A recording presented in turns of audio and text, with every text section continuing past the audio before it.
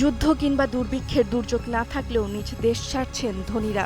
Bank অ্যাকাউন্টে কোটি dollar রেখেও উদ্বেগে দিশেহারা, কোথায় রাখবেন নিজের সম্পদ, কোথায় পাবেন নিশ্চিত ভবিষ্যৎ। তাই কর সুবিধা ও বিনিয়োগ বান্ধব পরিবেশ খুঁজতে সম্পদের পাহাড় নিয়ে এক দেশ থেকে অন্য দেশে পাড়ি জমাচ্ছেন ধনকুবেররা।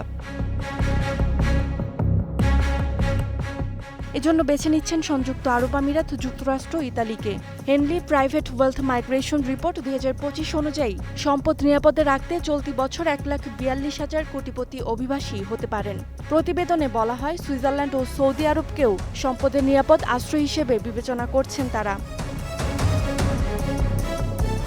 ধনীদের অভিবাসনের তালিকায় শীর্ষে রয়েছে সংযুক্ত আরব আমিরাত, যুক্তরাষ্ট্র, ইতালি। ২০২৫ সালে বিশ্বের ধনীদের আকৃষ্ট করেছে এই শীর্ষ ১০ দেশ। তাই ধনীরা এই ১০ দেশে বিনিয়োগ বাড়ালে দেশগুলোর আবাসন খাত হবে চাঙ্গা, বাড়বে উদ্যোক্তা ও নতুন কর্মসংস্থান। এর মধ্যে সম্পত্তি কেনা বা ব্যবসায় বিনিয়োগের মাধ্যমে ৫ থেকে ১০ বছরের জন্য নাগরিকত্ব দেয় সংযুক্ত আরব আমিরাত।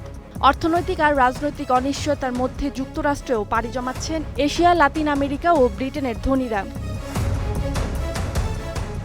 এর মধ্যে সবাইকে অবাক করে দিয়ে সৌদি আরব ধনীদের কাছে জনপ্রিয় হয়ে গেছে।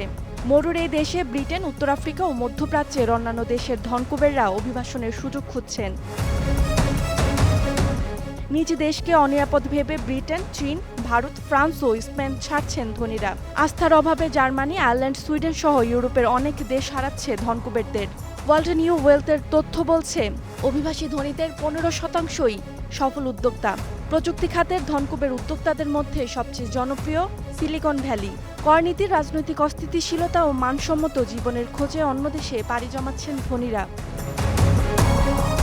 Roksana Rimi, star news.